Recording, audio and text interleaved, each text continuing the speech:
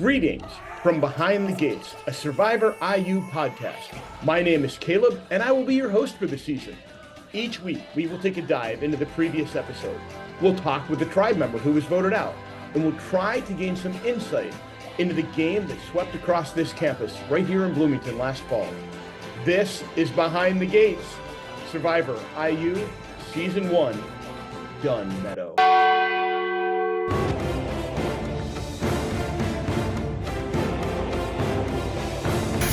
Got this.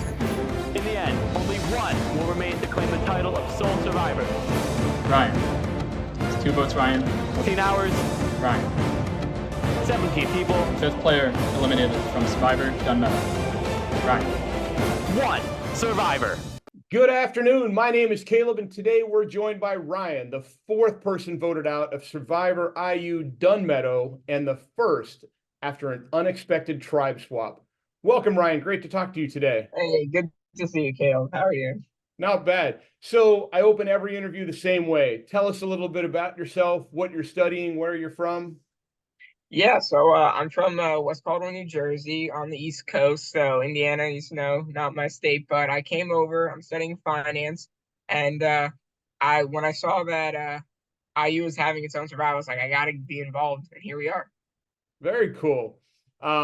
So let's just rewind here to episode 3's immunity challenge, because I feel that is what put on the trajectory where you get voted out in episode 4. That would probably be correct. When precisely did you find that ping pong ball? So it was during the challenge where we had to all search through the ping pong balls in the basket, and we had a slip that said that there was going to be a ball that had immunity, except I believe it was a mistake that our whole tribe found out. Whoever opened our granola box should have just kept it for themselves.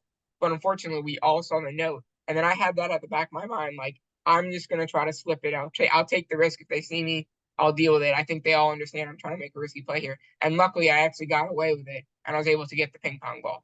So when did you actually find it? On YouTube, we never saw you pick up and pull that ball out. Did you find it at the very beginning, at the end? When did you pull that into your pocket? It was it was my first run to the basket.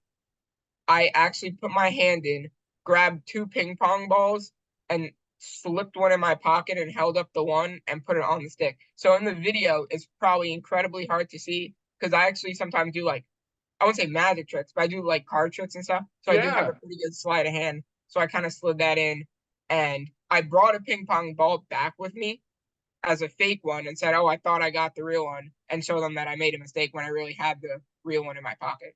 Man, I'm going to go to Times Square and see you throwing 3-card Monte on the streets, aren't I?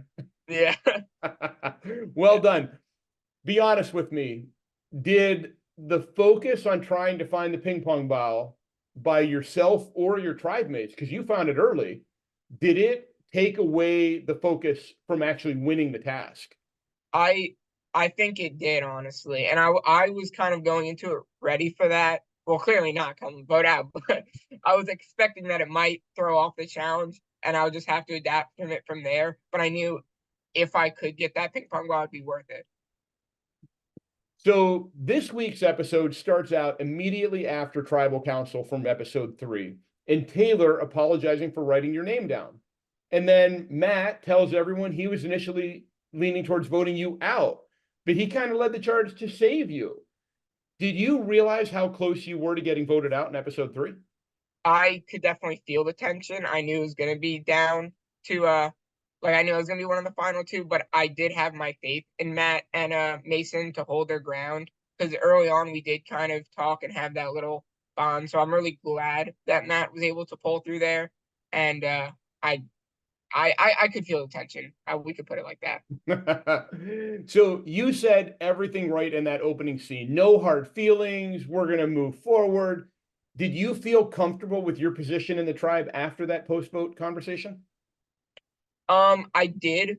I felt okay. I think once I got through that first eviction, then I was kind of like, all right, I think I can trust Matt and Mason here. It was really, I think, the tribe split that kind of messed me up, and I'm sure we can get into that in a bit, but that's where I think things started to fall apart.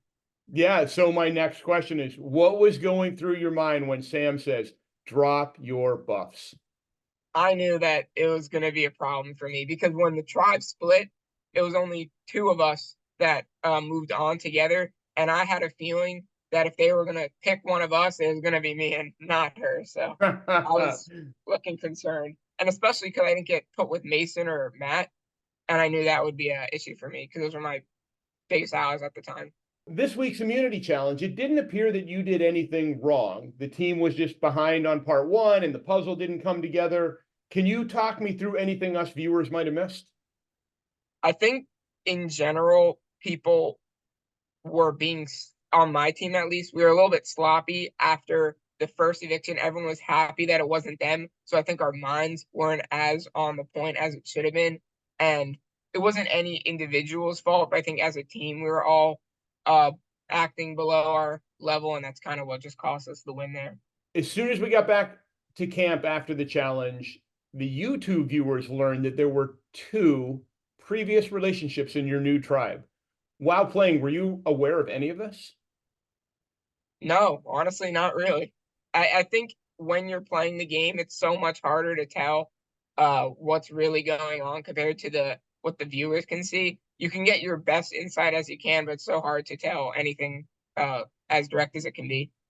Yeah, absolutely. When your team starts to strategize, we're treated to your former teammate, Abby, immediately offering up that you are very strategic and voting you out would be good. What happened to the tribal alliances?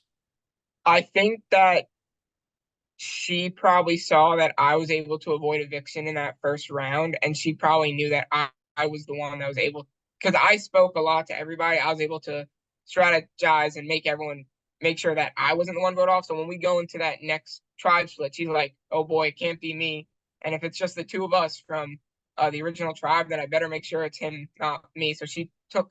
That's actually quite a big regret of mine. I should take that first jump and said something first, but that was good play on her part to kind of take that first approach and say, "Hey, you should be worried about this guy," before I could say, "Hey, you should be worried about her."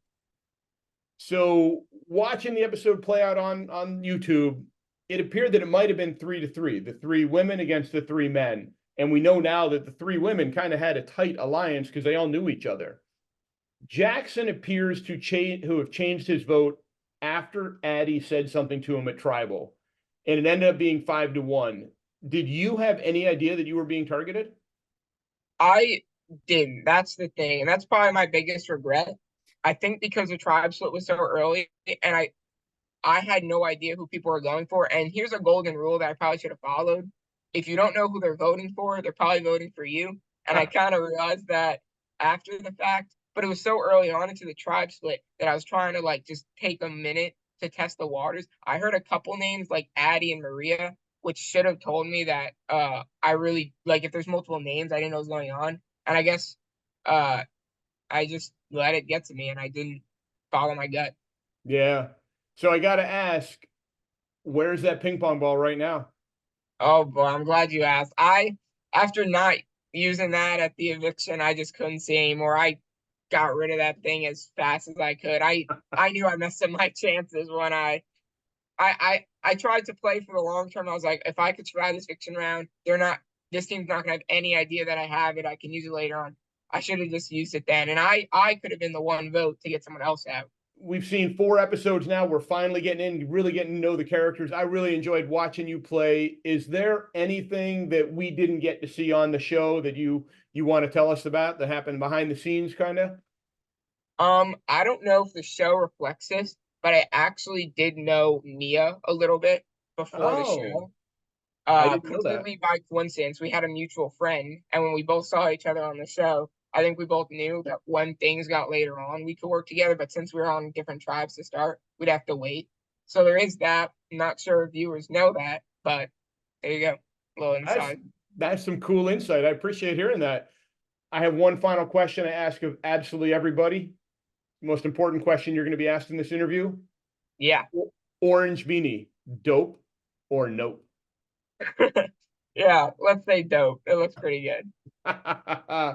Ryan, it was great talking to you today. I'm sorry you got voted out so early. I hope to see you around again in the future. Yeah, of course. It was a great time. Should have used the idol. I was trying to be smart with it. you know, they have the majority with the red team. I knew that if I didn't use it now, I'd have to use it later, so it was a matter of if I wanted to use it now or save it. Probably should have used it. Trying to be smart, but it happens.